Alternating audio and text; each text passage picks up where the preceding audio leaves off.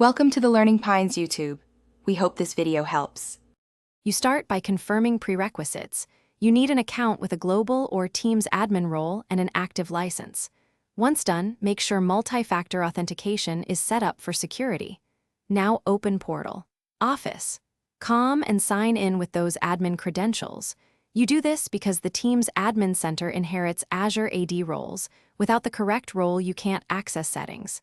After sign-in, navigate to the app grid and select the admin tile so you can reach the Microsoft 365 Admin Center first. Once in the Microsoft 365 Admin Center, expand the left-hand menu and choose Admin Centers to reveal additional tools.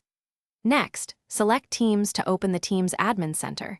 You may see a prompt for either the new or classic console.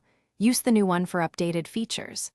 If the Teams entry is missing, use the global search bar at the top to type Teams, or paste the Admin Center URL and bookmark it for quick access. This helps streamline future administration tasks and reduces navigation time.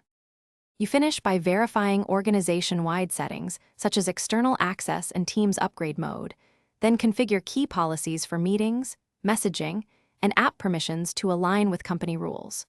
Once policies are applied, review user assignments and licensing to ensure changes take effect. If something goes wrong, first confirm role assignments in Azure AD and licensing status. Then check Microsoft 365 Service Health for incidents. If problems persist, clear cache, try an incognito session, or sign out and back in. Thanks for watching. Consider subscribing if we helped you.